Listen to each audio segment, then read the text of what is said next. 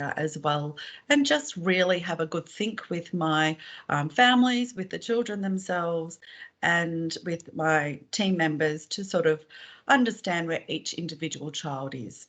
That being said, a lot of my formative assessment is around where is the learning going, where are children taking us, where are we researching with them, when are we researching, and trying to capture those threads of learning regardless of age. Okay, so that's the boring bit there. But just so that we're very clear, there is not a format per se.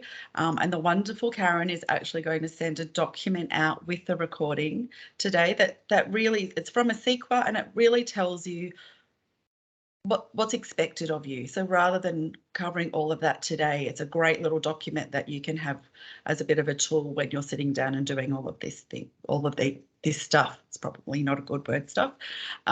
Each child's learning and development is assessed. So of course we know that whether or not a child comes for one day, half a day, full time, whether or not they're part of like a rotating kindergarten program, or you're seeing them, regularly 3 days a week for long periods of time, each child has to have deserves to have their story told, and that there is documentation for all children.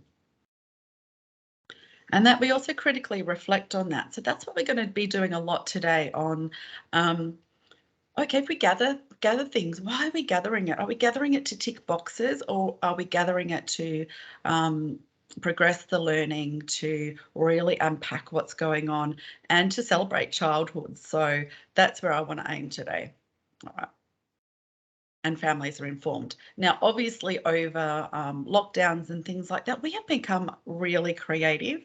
We, where I work, we have a private YouTube channel, and that only goes to families. So that's been a really great way for us to communicate with families regularly. Obviously, documentation out the front of the service. If families haven't been able to come in, flip books.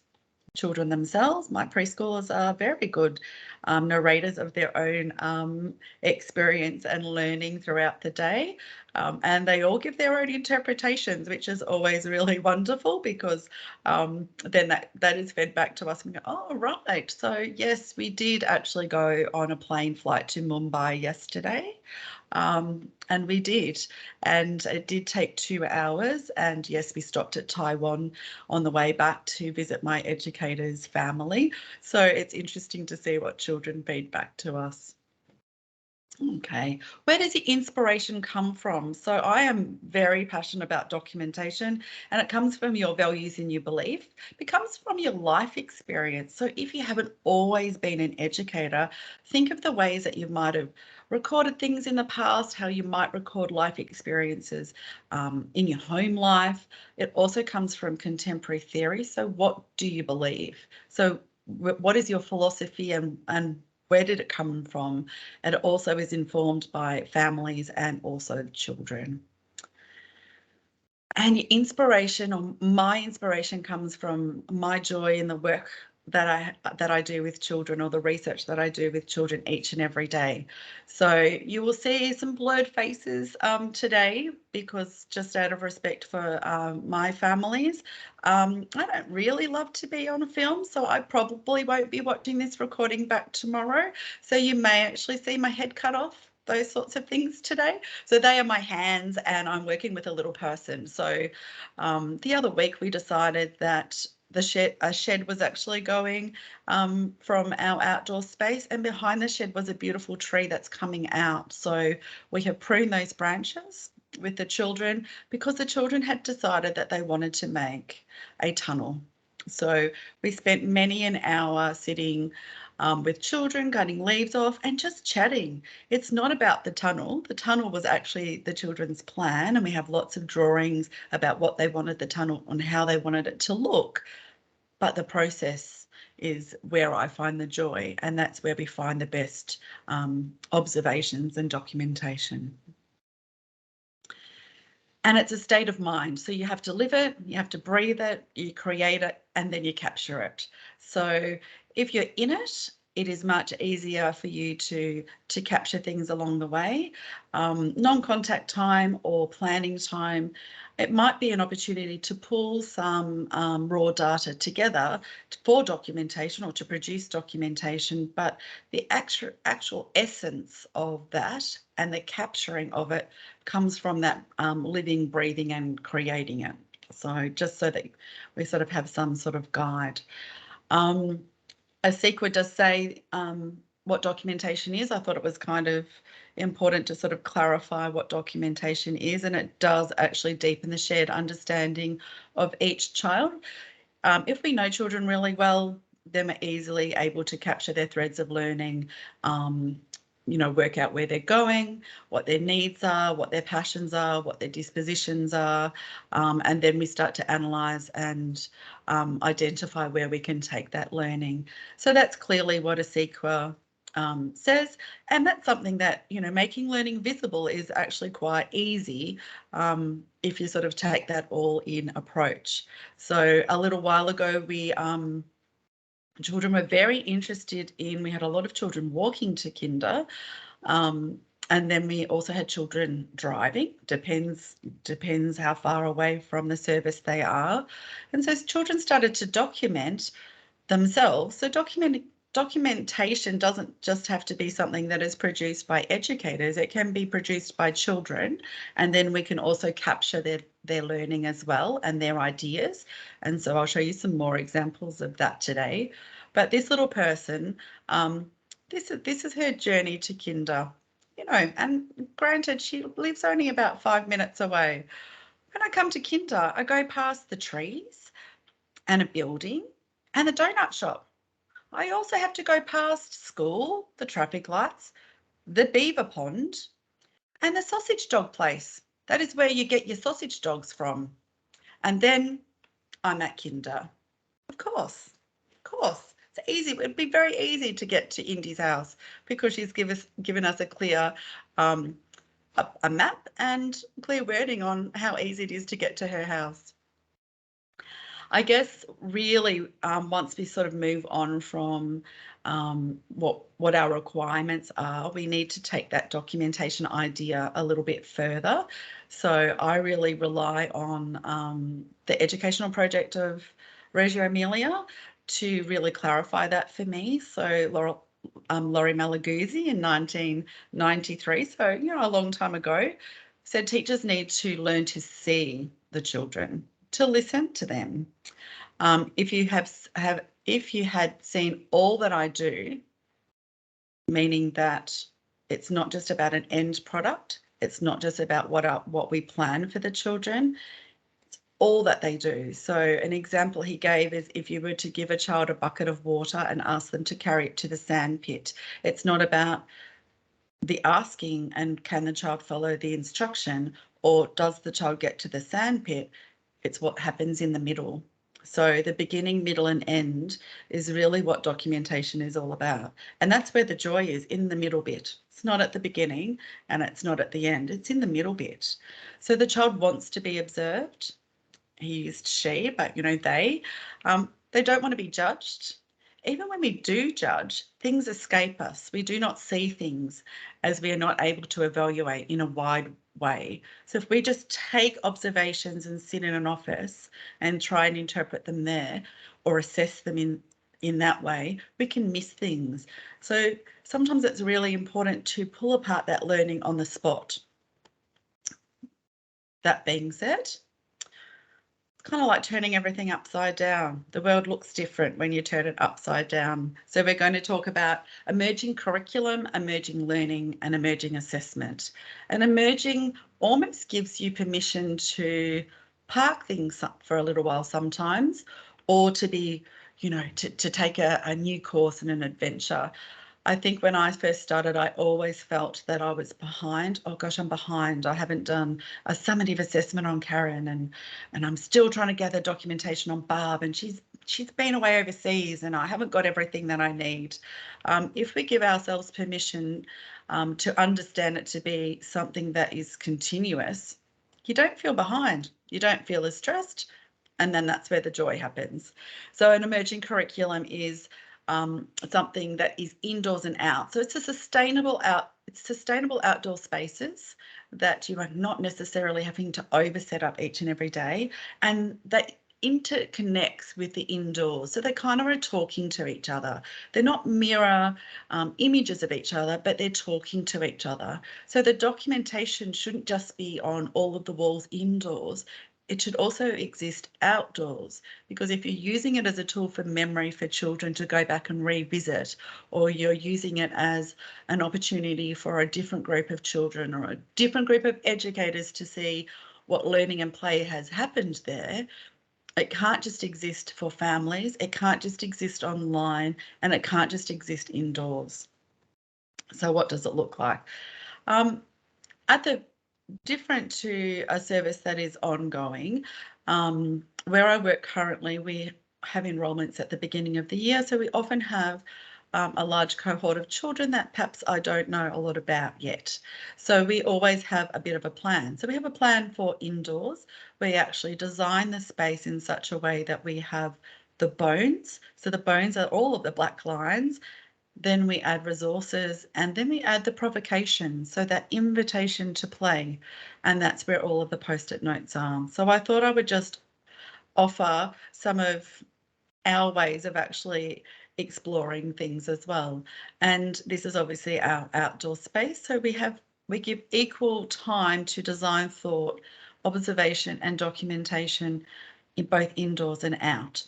So even though we're focusing on outdoors today, it's equal to indoors. So it should be something that's, it's quite seamless across the two, and there should be an intersect, I guess. You can see there's a boho hut with a blank little piece of paper, because that was something that we weren't quite sure what to do with this piece of equipment that we inherited.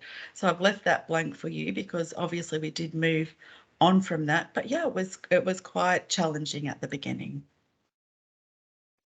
So emergent learning is capturing the engagement of the children. So once you have everything set up, then it's the fun stuff. We get to, research with children, and we get to start to observe and see all the play and learning, and taking those sort of mental notes and capturing the moment. So sometimes it's actually looking at what the children are collecting and listening to their story, and sometimes it's watching and seeing what happens next. So I think that I can do this.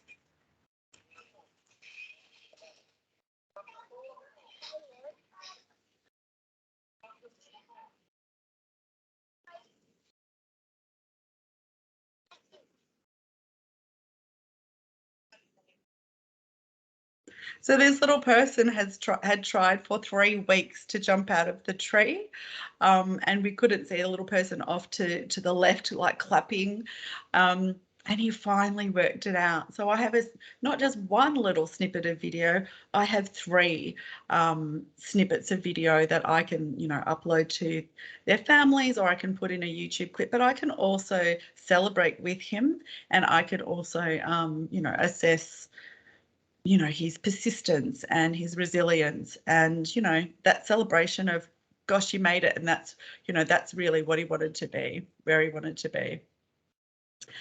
So this is a good example of an intersect between indoors and out. So our snail farm is still outdoors. It's just on a trestle table, but we've actually brought down some posters, because, down here when there's rain, we have lots and lots and lots of snails.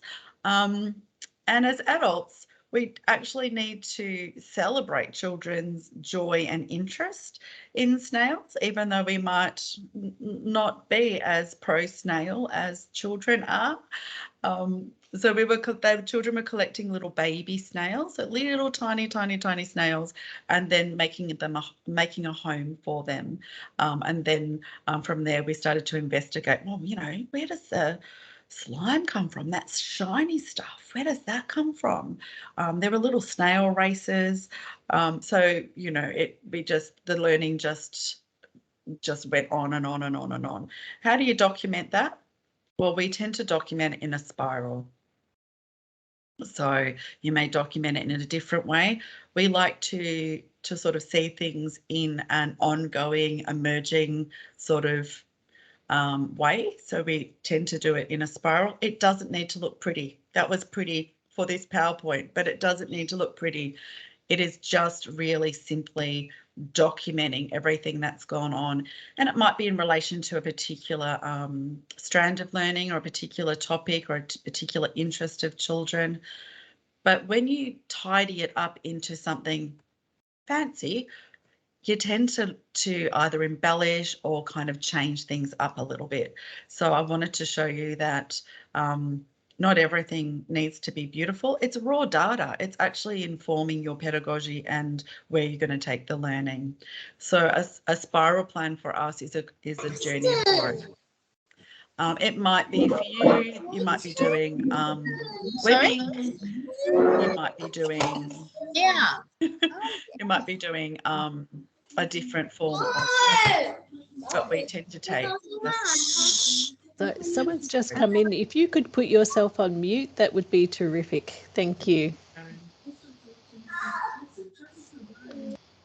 So the other thing that we need to get into is the nitty-gritty, I guess. So emerging assessment. So we've done, the first sort of two elements. I mean, we really could sort of spend days and days and days at this. So I'm sorry if it seems like such a short snapshot, but obviously I'm easy to contact. And if you've got questions, please put them in the chat, and Karen can make sure that we get those answered today. And if not today, we can get them answered ongoingly for you. So emerging assessment, observational tools, what do you have? How do you organise your raw data?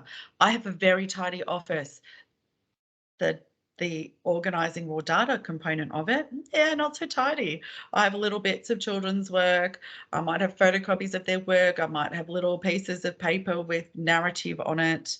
And that's okay, because it is actually raw data before you actually make it into something beautiful, like down the bottom where it is something that is more formal, if that's the way that you're going. You can see in the bottom document too that there are sort of links with the EYLF as well. That's entirely up to you. Obviously, when you're assessed and rated, you need to speak to it. If you are super comfortable with speaking to the outcomes, without documenting it down the bottom, that's fine too. I find it really hard to chop up a child and sort of go, oh, this is well-being and this is learning. If you're holistically observing a child, you tend to have all of the 5 outcomes in there. So project approach or inquiry-based learning is fabulous, because you never know where it's going to go, and every year is different, which is very exciting. Making the documentation visible as a tool for reflection and learning for the children, very important. So can you put them in flip books that, the documentation, we do it because for the departments, yes, but it belongs to the child. It's the child's story. So we do it for families and educators, but it belongs to the child. So it should be accessible to the child. And lots of I wonder questions. So, where are you going to go next? Or where has the child got a plan to take it next? And that's the same with very young babies. I remember working with a group of babies who would sneak over into sort of a lit part of the room, about 1:30, 2 o'clock in the afternoon, and we weren't really sure why they were going there.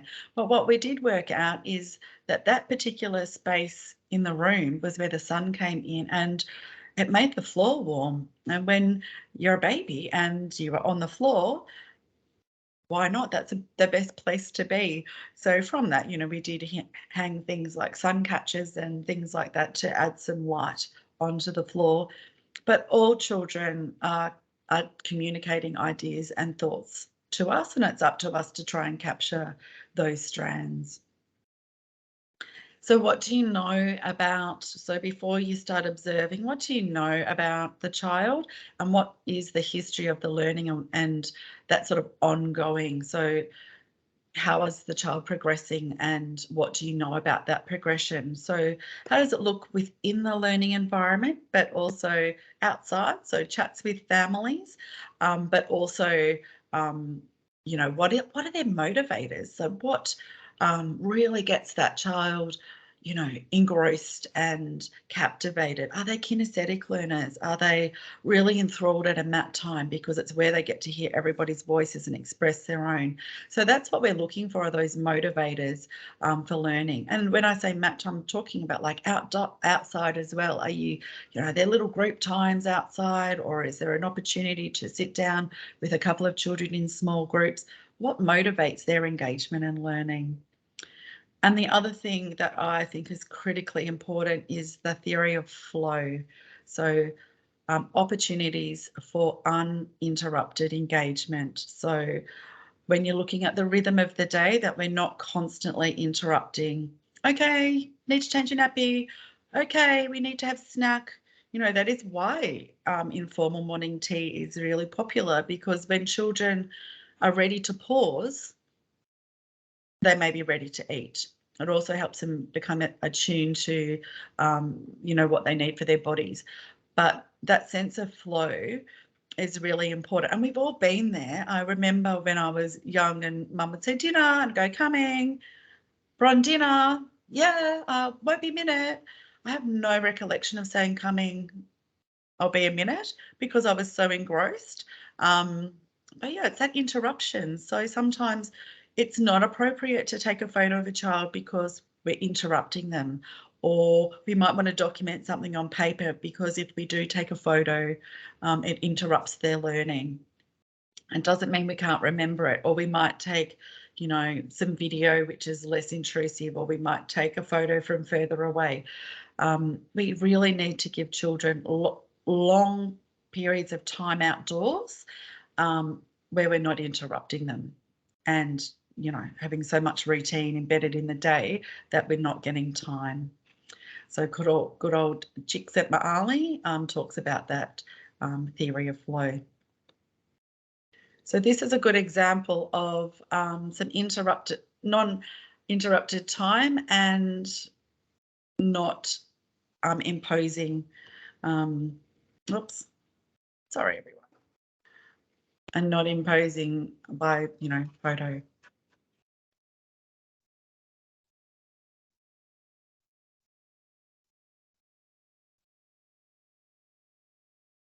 So that little experience went on for almost an hour, and what I actually truly love about it is the little person at the back whose feet's just going back and forth to the music, and you can see that children have come and gone because of the row of shoes. So I only need 10 seconds because that tells me, because I was there observing, that tells me a lot about that experience, and that's all I sort of needed. So you're looking for traces of play outdoors and traces of learning. So what are you noticing about children? What are you noticing about, you know, how they're progressing, how they're using the space, how they're engaging with others, how they're engaging with educators? And that's a really good opportunity for us to do some critical reflecting, but also some observation when they're really truly engaged in play. I did, I'm also really conscious of time, but I did want to share just some snippets of ways that I have used documentation outdoors previously. So this is just sharing knowledge. So sitting with a group of children when we visited a community garden, and what the children thought about that particular space. So just documenting, you know, plants grow here and they are the ones you can eat. The trees have flowers this time. They were sticks last time. So that eco literacy of coming back and what children notice. Francis's house is there. Remember, just through the fence. Um, and I really like this particular one. The hay would be fun to jump on, and it wasn't here last time. Fabulous. In 2018, we had a group of children that were quite obsessed with all of the rubbish that was appearing through their community and their township. So they really wanted to take it to the adults in the community. Next time, you know, we'll walk and we'll pick up tongs, but they could also teach people which bins to use. And they can draw signs so they know it's a home for the animals and we don't put rubbish in their homes. So as I said, documentation doesn't have to be a series of photos or formal assessment every single time you do it. You could actually take a pause and do a summative assessment. And that's also what the spiral does as well. There are periods where we will actually stop the spiral, take a pause, do a summative assessment. What are the children learning? And then off we go again. So children with a camera, giving children a camera, apart from sometimes you will have images of up your own nose. So if you're comfortable with that, give them a camera. This was a day where the Diamond Creek was flooded, and also we noticed that there's actually holes in the bridge, and we could see all the flooded water underneath. But there were children concerned about that. So danger, danger. Up to you. I felt that I needed to write it in capitals and bold it because that child was really worried about trying to look in holes when, it's on a busy road. And in comparison, you can see Verily, who was, I can see the creek down there. So she's super excited. And then she has a peer who's also really concerned for her. Obviously, as adults, we are right there with guidance and supervision, but giving children some ownership and some agency over their own learning. A few years ago when we used to go out a lot before COVID, we used to wander the streets. And one of my colleagues is terrific because she's lived in Diamond Creek for many years. So she was always able to tell us, oh, through that white fence used to be the hospital.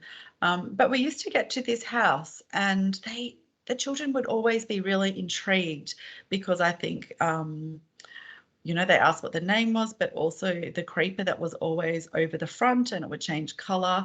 And then there was a bit of a conspiracy theory that they thought a wizard lived there. So they actually went back to Kinder and we wrote a letter and we took it back and we put it in the letterbox, just asking if a wizard really did live there because it was possible. Of course it's possible because children are believers in the possible. And of course there was a wizard that lived there. Of course. So we actually in our we did do a little business card in there. So the wizard did actually send us a letter and come down and popped it in our letterbox. So yeah, so hello children of Diamond Creek Memorial. My name is Merlin. I do live here. I saw you all walking past and I was up the tree, watching a very well-behaved group of children with happy smiles. I'm glad that you all stopped to look at my house. Thank you, Merlin. So that was a lovely sort of exchange and connection with community. There's other connections with community, so we're not far from a church. And when we went to visit, it's interesting to see children's own unique ways of living and being at home. So when we said, oh, well, what do you know about St. John's Church? Oh, well, this is where the dead people are. This is where you learn more about the Bible. Oh, yeah, you can only say Jesus when you're talking about Jesus. And it's where we had our art show. So there's just some perspectives on children's past learning that have come to light when, prompted by a little excursion to there. This tree stump doesn't exist anymore because it's been pulled out so that they can have Shakespeare in the park. But there was always a beautiful topic of conversation. It's like a really big table and chair. I like it here. I do too, George. It makes me feel peaceful. So that always ends up sometimes it ends up in notes on my iPad. Sometimes it ends up as just a memory or an audio. So there's lots of ways that we try and capture children's voices in the moment. This is a progressive piece of documentation about the fairy garden that has been renovated. We obviously down the bottom we've used pic collage actually, and the fairies, children been making fairies for the fairy garden inside. So this is a good example of that interconnect between indoors and outdoors, which is really important. So even though most of this happened outdoors, there was still a little spark that carried indoors and then came back outdoors again. So you can see up there too that we have some examples of like flags and things like that we actually leave outdoors so that we do actually have documentation outdoors. So what is available to us? So in terms of what's available, we have pen and paper, good old pen and paper, can't really go past it. We do have multiple iPhones now, which I think it is still probably a luxury, but because we're so keen to give them to children and to use them, families tend to give us. None of them are new. They're all refurbished and, you know, little cruddy. Probably can't sell them on eBay or anything like that, but they're great for video. So they have the basic things in them. They have video, photos, panoramic photos. They have audio, notes, Word, all of that sort of thing. And we sit down with children and we go through what they have used them for during the day, and maybe what the educators have used them for during the day. And that equally works with toddlers and very young children. Children are very in tune with iPhones, and this is like, or technology in general, and this is a really good way to use them in a positive way. And you know, we do that outdoors in the sunshine, or as today as the rain. We also just use our senses, so what we can remember, and seeing, hearing, smelling in particular, and then, you know, revisiting with children when we can. There are extra things that we use now that we probably wouldn't have used 4 or 5 years ago, like Pic Collage. Wonderful little tool to get a whole lot of photos and wording and links to the EYLF out to families, but also to children, because you can actually put them in a flip book. We've actually done signs with them as well. So when we needed a little sign around, you know, what do our chickens eat? Children took photos of scraps from lunch boxes, and then we made a Pic Collage, and now that's a permanent poster, so we know what to feed our chickens. We have a wonderful, as I said before, private YouTube channel. We've had a wonderful dad design mykinder.app, so we can upload photos directly to families without putting them into, you know, a fancy document. I think sometimes families are just happy to have memories of their own children, and then there's obviously lots of other documentation around. An app called Live Memories is fabulous, because if you have live photos, you can actually join all your live photos together and make a little movie. And as I said before, voice memo, and the new one that we're sort of using is Blur Video. So particularly when we're doing this sort of thing, or we're working with other educators, we can sort of blur children without putting, you know, black lines and things like that across their faces. Importantly, for outdoor documentation, we are using reclaimed materials. So we use a lot of wood, lots of things from pallets, and then we will actually just write the documentation or the experience straight down onto the wood. We do have a burner that takes a very long time, so the black marker seems to be the way to go. Old vertical blinds, this is a great example there of old vertical blinds.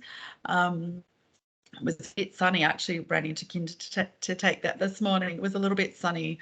So it's the 27th of May, not June, but a little bit sunny for us to be able to see it fully. So my apologies, but old vertical blinds are terrific.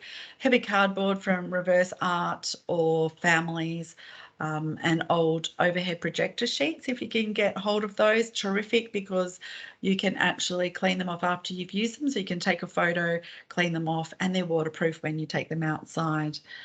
We also do a lot of recycled paper, so we will often do signs and things on recycled paper and hang them under trees and things, and they sustain and go back into the earth and biodegrade naturally. And obviously we have photos of them, but you know, while they're there, they, you know, they take a year and a bit to biodegrade, so they're still there as a tool for memory for children. We also use all sorts of metal things, like the bases of cake tins and spoons and all of those sorts of things, if you need something that's particularly waterproof. So here you go, is a good example of an old piece of laminate that somebody gave us. So this is our poo recipe for making soil for plants. And then to the next to that is a blue tongue lizard that we did a few years ago, and then the documentation that's associated with that. Good old blue tongue lizard lives on the outside of our kinder building now, and we pass him every single morning. So, you know, he's got a little bit of lacquer over the top of him so that he can live for many, many, many more moons. So where do we go from here?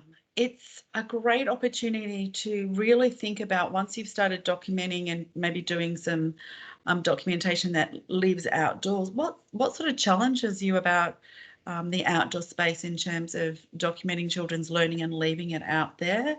How will you capture the robust, significant learning outdoors? If you don't want to carry around, a camera, is it a pen and paper? Is it a clipboard? How will you capture that equally to indoors? And how do you connect it with indoors? And if you're doing bush kinder, how do you connect that back to home kinder as well? That's really important, because curriculum doesn't exist just in one space. Children's learning is progressive and it goes across all environments. So the challenge to find inspiration. It's a good opportunity to look at philosophy and do a review of pedagogy. So if you've ever got something like, oh, we've always done it this way, good time to shake that up, try new things.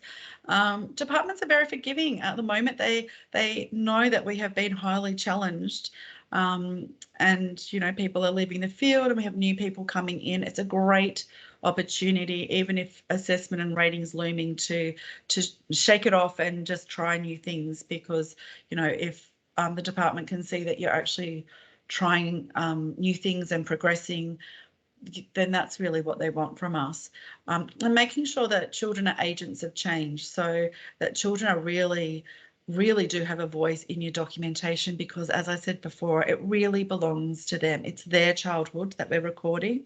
It's their childhood that we're narrating, and we need to be incredibly respectful of that. And children love being outdoors, so equally we need to make sure that we are actually doing that as well. So really, outdoors should be the joy of free time. This is actually my niece from many moons ago. All children learn differently. She did not quite like the sand on her toes, but that's okay. You put a pair of dad's socks on and she's good to go. So once you get to know children really, really well, you can actually make all of those pedagogical changes so that you can capture all of the valuable moments of outdoor play each and every day. So the important thing is to not stop questioning, so questioning ourselves, because curiosity has its own reason for existing. So I love Albert Einstein because he looked like he had a very, very joyful disposition, glass half full. Yeah, so get amongst it, get outdoors and see what wonderful learning you can capture out there.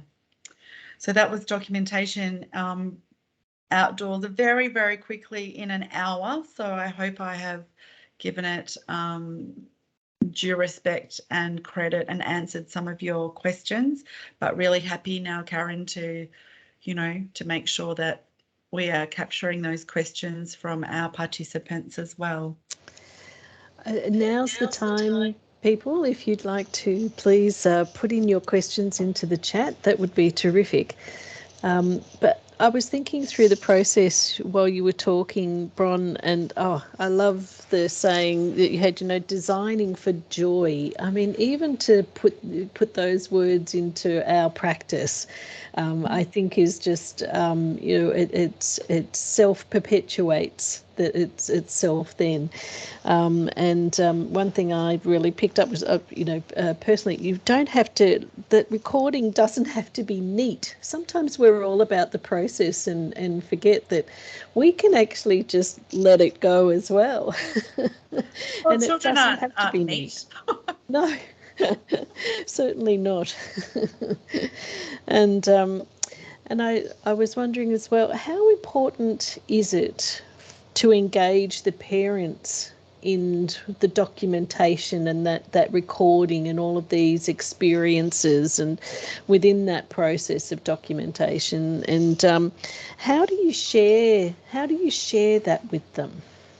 That's a terrific question, and I think it's changed through the pandemic as well, to be honest. And I think families having to drop off at the door and not being able to come in and see the documentation, which perhaps they would have been able to in the past. I think we've all been really challenged to ensure that we're we're sharing that with families. So, you know, for us, I work across 2 services. One service doesn't have a lot of shelter, so we've actually put up some what they call clip frames, actually, and you can put your documentation there. We've got a table that, you know, we will put out sculpture and all sorts of things like that, so when families come and collect, they can see that.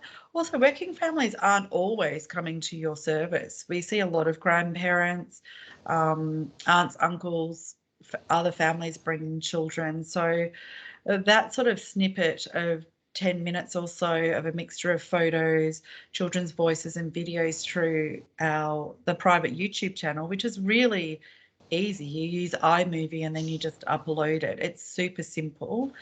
Is a great way. I know people have been emailing documents and things like that, but if we do just need to be in tune to our families, I guess, and you know, if they're coming and you're seeing them all the time, terrific. Maybe it's about putting something out the front, or letting them come in a little bit at a time. Maybe at the end of the day, as we're sort of moving out of some restrictions, or you know, how do you do it remotely? But the secret, I think, Karen, is that you're not just sitting there mindlessly putting a whole lot of stuff out every single day, because really families do want you to be with their children first and foremost. And how do you deal now? There's a lot of issues around the privacy as well of other children. You know, people like to see their own, and how do you deal with all of those privacy issues? So I think it's transparency. So we need to get permission. So we ensure that we have permission on enrolment and talk to families about what that looks like. I mean, I would not be comfortable with you know, my children on Facebook, for example. So even though we have a private Facebook page, it's really for committee, and if families want to share images of their own children, they can. But you know, it's for documentation purposes only. But yes, we do have the occasional family that is very uncomfortable with that. So we do need to be really mindful that perhaps their obviously child protection as well. So really mindful of how we manage that information for their children. And maybe it doesn't go to YouTube, maybe it's just out the front, or maybe we do an individual piece of documentation for those families. And it is terrific, you know, using technologies to the advantage of that connection and engagement with families as well. You know, is a terrific improvement on what it used to be.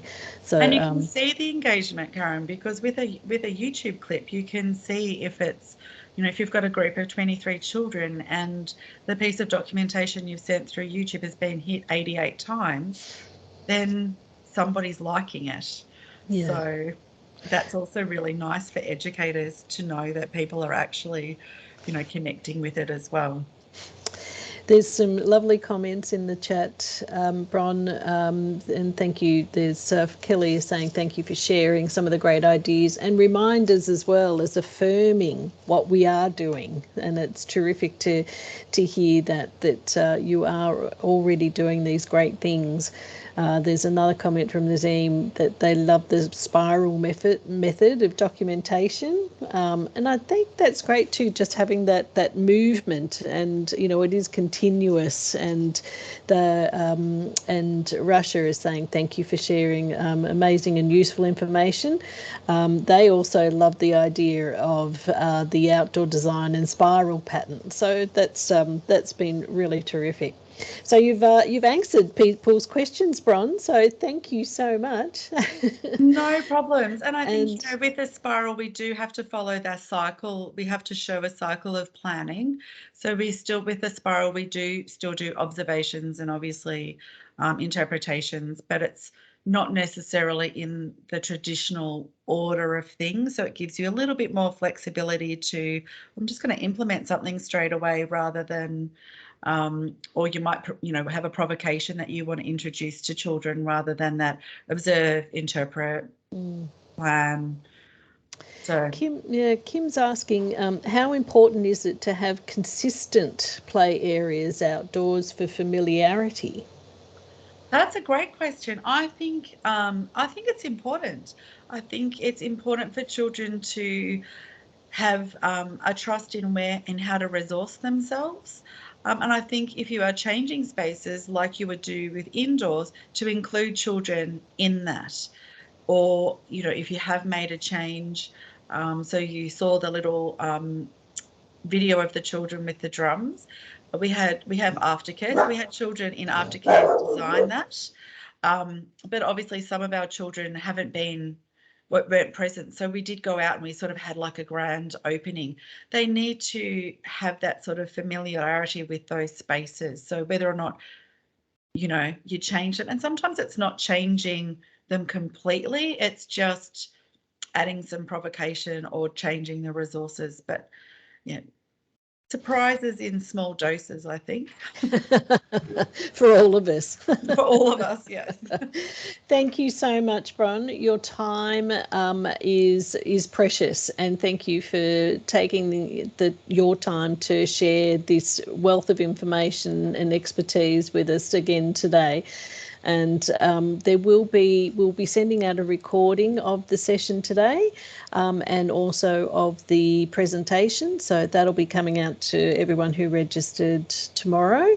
But thank you again, Bron, and we'll be nabbing you again for term 3. There's no doubt about that. And, I look forward to meeting everybody back here, same time, same place, really. exactly. I want to thank all the educators as well, because we're all very, very busy and we are doing amazing things, I think, and we don't give ourselves enough credit. So thanks everybody for jumping on. Really appreciate it. And we have another fabulous session coming up next week on the Thursday, the 16th of June. We'll be sending out information with the presentation today. And Anne Horton is coming back with us, another wonderful early childhood educator with masses of experience to share with you.